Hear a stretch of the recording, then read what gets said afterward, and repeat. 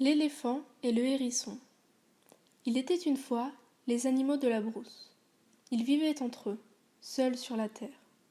Non, pas tout à fait. Il y avait aussi dans la brousse les génies, les grands et les nains, qui eux aussi vivaient entre eux. Quant aux hommes, ils n'avaient pas encore fait leur apparition sur la terre.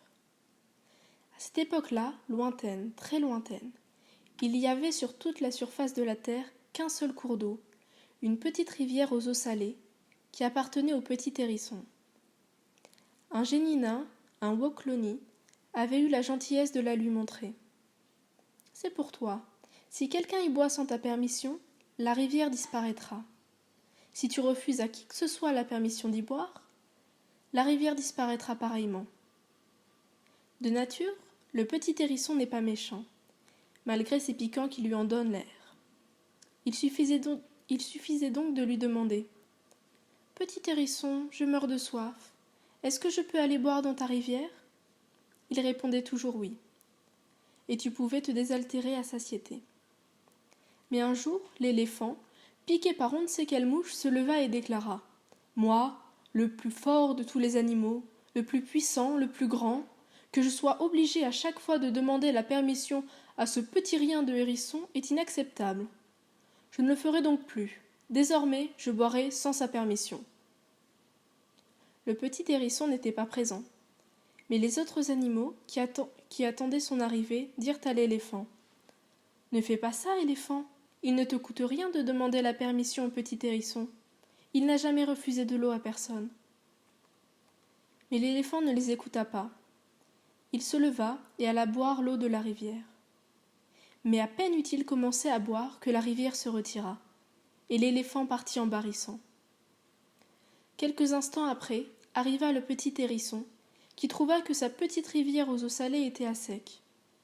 Il se dressa sur ses petites pattes et demanda « Qui a bu toute l'eau de ma rivière ?» « C'est l'éléphant, répondirent en chœur tous les autres animaux. On le lui avait pourtant déconseillé. Et le petit hérisson se dressa sur ses petites pattes et chanta de sa voix courroucée. « Ma petite rivière à moi, l'éléphant l'a vidée.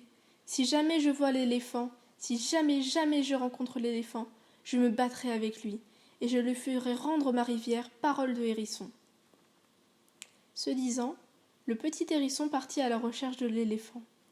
Il trottinait tout seul dans la brousse. De temps en temps, il se redressait sur ses petites pattes ou montait sur un arbre pour chercher l'éléphant des yeux. Il était vraiment en colère. Mais est-ce qu'un petit rien de hérisson peut vaincre le grand éléphant ? « Si, si, je le vaincrai !» avait répondu le petit hérisson aux animaux qui l'avaient mis en garde. Le petit hérisson marcha ainsi pendant longtemps. Ce fut vers le petit soir qu'il vit l'éléphant. Le gros pachyderme avait fini d'engloutir des tonnes et des tonnes de nourriture et se reposait au rayon couchant du soleil. Il dormait. Le petit hérisson se dirigea droit sur lui. Il lui donna un coup de patte, puis un autre, et encore un autre. L'éléphant se réveilla. « C'est toi, toi qui as bu toute l'eau de ma petite rivière à moi, hein ?» demanda le petit hérisson en colère. « Oui, c'est moi, c'est bien moi. Et que veux-tu ?» bougonna l'éléphant. « Me battre avec toi !» éclata de rire l'éléphant. « Te battre avec moi. Est-ce que tu n'es pas devenu fou ?» En réponse, le petit hérisson se mit à frapper l'éléphant. Et l'éléphant se fâcha. Il se leva. Il leva sa trompe et frappa à son tour le petit hérisson. C'était ce qu'il ne fallait pas faire. Le petit hérisson enfonça tous ses piquants dans la trompe de l'éléphant, qui hurla de douleur et appela tous les animaux au secours. Ceux-ci vinrent supplier le petit hérisson d'enlever ses piquants de la trompe de l'éléphant.